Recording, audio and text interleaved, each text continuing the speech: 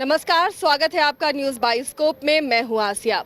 देश सहित झारखंड में छठे चरण के चुनाव की तैयारियां चल रही हैं और मतदाता इस चरण में चुनाव डालने के लिए, अपने वोट को डालने के लिए, अपने मताधिकार का इस्तेमाल करने के लिए बेताब हैं और प्रत्याशियों ने भी पूरी ताकत झोंक दी है।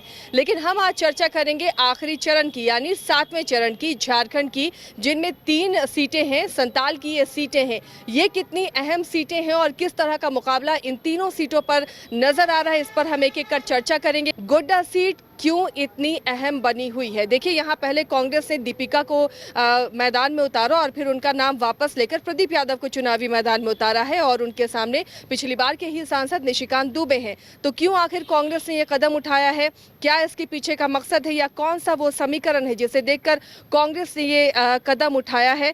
उदय, लगातार आप भी दौरा कर रहे हैं, चुनावी माहौल देख रहे हैं। ये जो कांग्रेस का फैसला रहा, अब जब चुनाव होगा तो इसका परिणाम क्या नजर आ सकता है?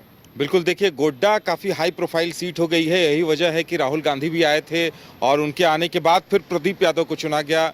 टिकट में फेरबदल हुआ। प्रियंका गांधी वहां आई थी, चुनावी सभा को संबोधित करके गई हैं, रोड शो करके गई हैं। और देखिए, प्रदीप यादव जो मुकाबले में जिन्हें खड़ा किया गया है वो काफ़ी कद्दावर नेता माने जाते हैं और कहा जा सकता है कि वो अजय रहे हैं पोड़ैया हाट सीट से। और इससे पहले वो बीजेपी में थे, मंत्री भी रहे थे। उसके बाद जब बीजेपी में उनका कुछ मनमुटाव हो गया तो वो जेबीएम में चले गए थे। जेबीएम में भी, वहां से भी वो 2-3 बार विधायक चुने गए और अब वो कांग्रेस के साथ हैं।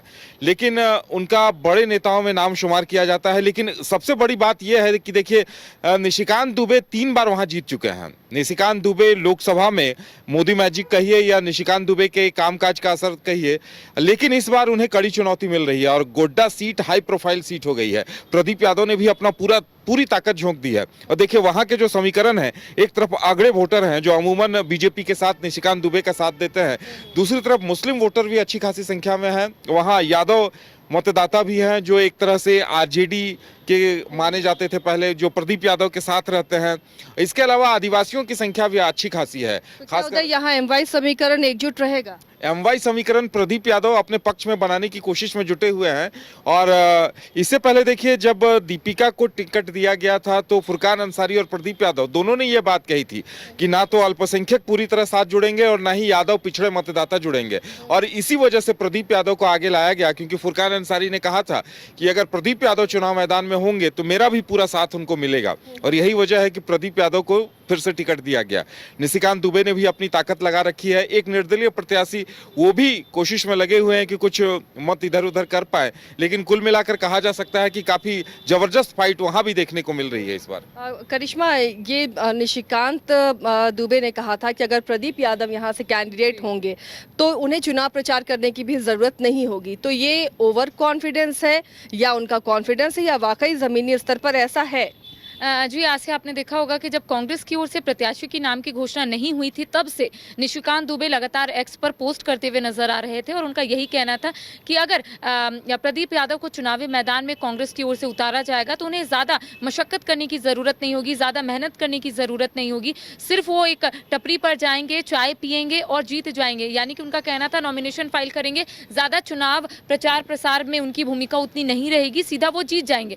लेकिन सवाल ये उठ रहे थे कि प्रदीप यादव को लेकर इतना बड़ा बयान आके निशिकांत दुबे ने क्यों दिया। फिर आपने देखा होगा कि 2 दिन के बाद उन्होंने दीपिका पांडे सिंह को लेकर भी कुछ इसी तरीके से बयान दिया, क्योंकि उस वक्त जो एक ऑडियो है वो तेजी से वायरल हो रहा था और इसको भी लेकर निशिकांत दुबे कहीं ना कहीं बयान देते हुए नजर आ रहे थे। साथ ही साथ फुरकान अंसारी का भी नाम जरूर गोड्डा से सामने आ रहा था, क्योंकि ये कहा जा रहा था कि एक अल्पसंख्यक चेहरा जरूर गोड्डा में होना चाहिए और यही वजह है कि फुरकान अंसारी का जो नाम है वो लगातार सामने आ रहा था। और इसको लेकर इरफान अंसारी जो जामताड़ा के विधायक और फुरकान अंसारी के बेटे, वो भी दिल्ली जाते हैं और वहां पर गुहार लगाते हैं, वहां पर अपनी बात को रखने की कोशिश करते हैं आला कमान के समक्ष कि फुरकान अंसारी को एक मौका देना चाहिए, क्योंकि वो वरिष्ठ नेता है, पूर्व सांसद भी रहे हैं। तो ऐसे में अगर एक अल्पसंख्यक चेहरा सामने आता है तो अल्पसंख्यक का जो वोट है वो कहीं ना कहीं कांग्रेस को पड़ेगा। इसके साथ ही देखिए, जब से प्रदीप यादव की नाम की घोषणा हुई है, हालांकि इनकी नाम की घोषणा से पहले दीपिका पांडे सिंह की नाम की घोषणा हो चुकी थी आसिया, और ऐसे में नाम वापस लिया गया। ये माना जा रहा था कि जितने भी यादव वोटर्स है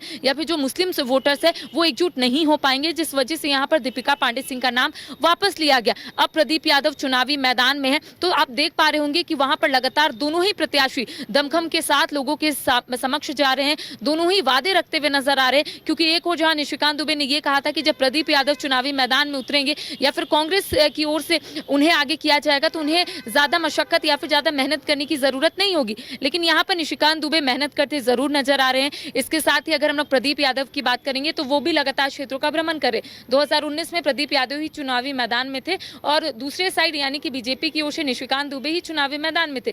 इस बार भी बिल्कुल ऐसा ही देखने को मिल रहा है। दोनों ही प्रत्याशी को अच्छे से पता है कि किस तरीके से वोटर्स को रिझाना है, किस तरीके से जनता को रिझाना है और कौन कौन से जो वादे हैं, कौन कौन से जो दावे हैं वो जनता के समक्ष रखने। तो कह सकते हैं आसिया कि निशिकांत दुबे ने जो बयान दिया था सिर्फ प्रदीप यादव के लिए ही नहीं बल्कि दीपिका पांडे सिंह के साथ साथ पूर्व सांसद फुरकान अंसारी को भी लेकर बयान दिया था। लेकिन अब आप देख पा रहे होंगे कि निशिकांत दुबे भी दमखम के साथ लोगों के समक्ष जा रहे हैं और ये बताने की कोशिश कर रहे हैं कि उन्होंने किस तरीके से कार्य किए। लगातार वो विकास का कार्य गिनाते हुए नजर आ रहे हैं। यानी यहाँ मुकाबला करिश्मा काफी दिलचस्प नजर आ रहा है। नीरज, आपकी नजर में कैसा मुकाबला यहाँ पर देख रहे हैं?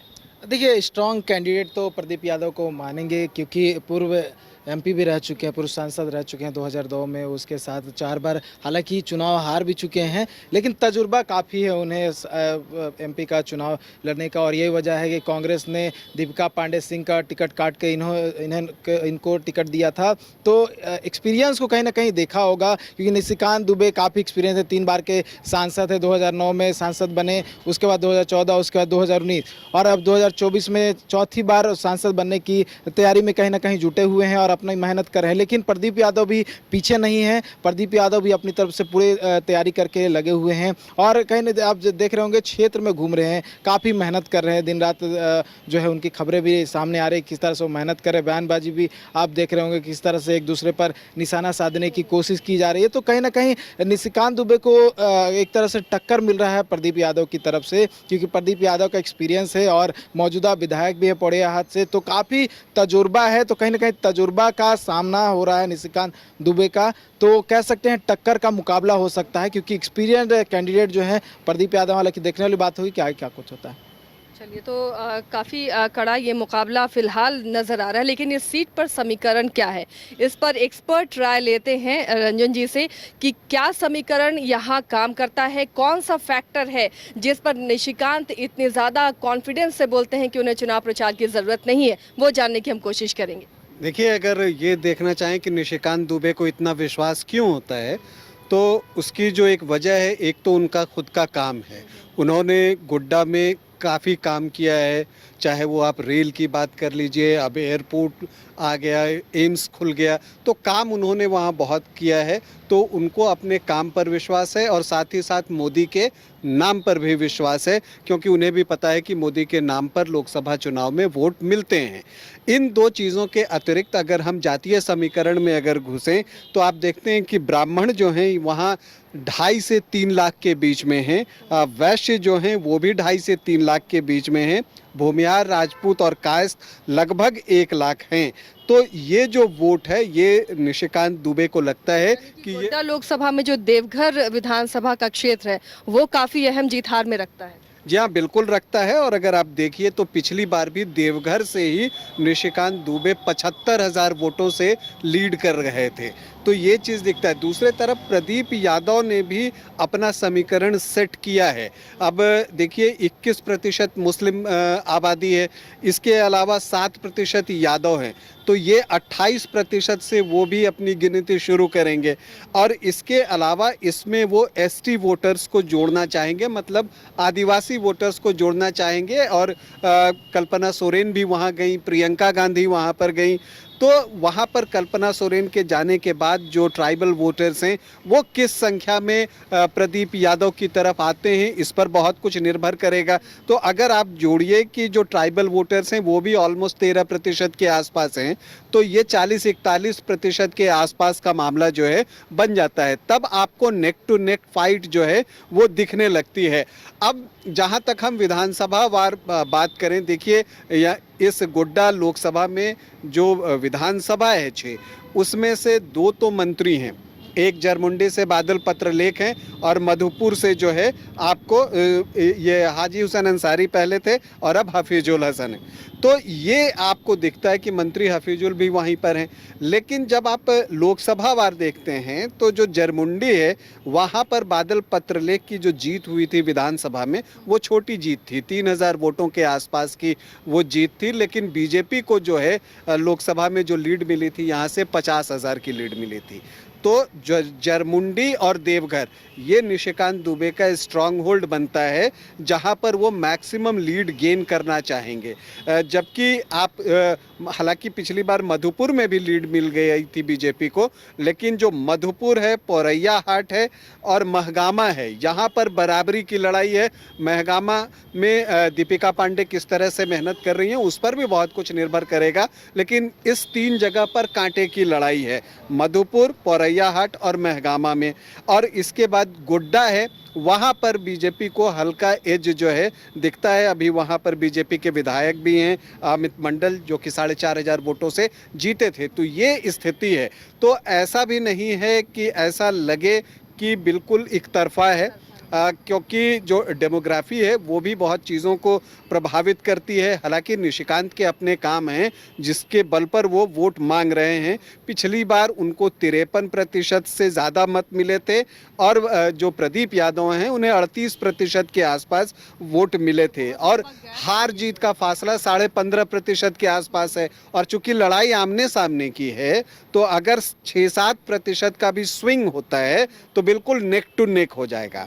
और यहाँ पर जिस निर्दलीय प्रत्याशी की बात कर रहे थे अभिषेक झा की, उदय जी, उनका भी रोल बड़ा इम्पॉर्टेंट है और वो निशिकांत पर रेगुलर हमलावर हैं और उनकी भी दृष्टि जो है ये जो ब्राह्मण वोट हैं 2.5 से 3 लाख उसी पर है। और अगर वो सेंधमारी करने में कामयाब होते हैं तो फिर निशिकांत दुबे के लिए परेशानी जो है वो बढ़ेगी। लेकिन क्या ऐसा वो कर पाएंगे? हालांकि वो पुराने साथी हैं निशिकांत के और वो आपको मधुपुर से बीजेपी के टिकट पर, मुझे जहां तक याद है 2009 में शायद चुनाव भी लड़ चुके हैं। तो वो इस तरह से चीज़ें हैं। लेकिन राजनीति है, यहाँ पर सारी चीज़ें होती हैं और साम दाम दंड भेद सब जो है वो अपनाया जाता है। तो इस तरह से अगर आप देखें तो जो गोड्डा का चुनाव है वो बहुत इंटरेस्टिंग बन गया है। नेक टू नेक फाइट है, कांटे का मुकाबला है।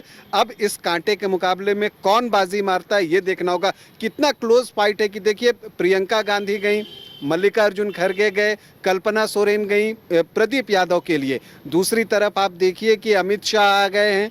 तो दोनों तरफ जो है प्रचार कार्य जो है वो पूरी तरह से किया जा रहा है। जो स्टार प्रचारक हैं वो पहुंच रहे हैं और सभी जो बीजेपी है उसको गोड्डा से बहुत उम्मीदें हैं। तो देखते हैं कि आगे क्या होता है। लेकिन मुकाबला फिलहाल कांटे का है। आप अभी ये नहीं कह सकते कि कोई किसी एक प्रत्याशी को एज है, बराबरी का मुकाबला दिख रहा है। बिल्कुल।